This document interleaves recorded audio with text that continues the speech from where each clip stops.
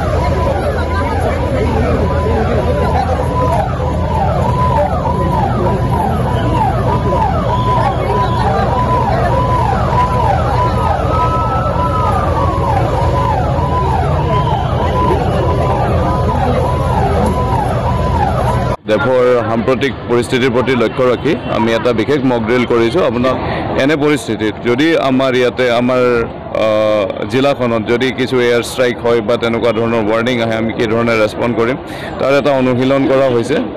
বেলেগ ইনচিডেণ্টৰ লগত এয়াৰ ৰেইডৰ এটা পাৰ্থক্য আছে। তাৰ মানে এয়াৰ ৰেইড যেতিয়া হয় তেতিয়া আমাৰ কোনো শত্ৰুপক্ষৰ যদি এৰোপ্লেন বা ফ্লাইং অবজেক্ট যদি আমাৰ ৰাডাৰে ডিটেক্ট কৰে তেতিয়াহ'লে এয়াৰফ'ৰ্চ ষ্টেচনৰ পৰা আমালৈ এটা মেছেজ ট্ৰান্সমিট হয় আৰু তাৰ লগে লগে আপোনাৰ এটা এয়াৰ ৰেইডৰ চাইৰেন এটা বজোৱা হয়। এয়াৰ ৰেইড চাইৰেনটোৰ আপোনালোকে চাউণ্ডটো হাম্পিং চাউণ্ড হয়, মানে জোৰত বাজিব লাহে পিছত লাহে হৈ যাব আকৌ জোৰত বাজে তেনেধৰণৰ হাম্পিং চাউণ্ড এটা হয়। তাৰ মানে এইটো ফাৰ্ষ্ট আপোনাৰ ৱাৰ্নিং যে কিবা এটা হয়তো ষ্ট্ৰাইক হ'ব পাৰে, কিবা এটা ফৰেইন অবজেক্ট বা কিবা এটা এনিমি অবজেক্ট স্কাই মানে আকাশত দেখা গৈছে, সেইটো এটা ৱাৰ্নিং চাইন আহে। ৱাৰ্নিং চাইনটোৰ লগে লগে আৰু এইটো হ'ব লাগে কি সকলো ৰাইজ নিজে সুৰক্ষিত স্থানত পজিশ্যন ল'ব লাগে, এটা ভাল চেল্টাৰ ল'ব লাগে।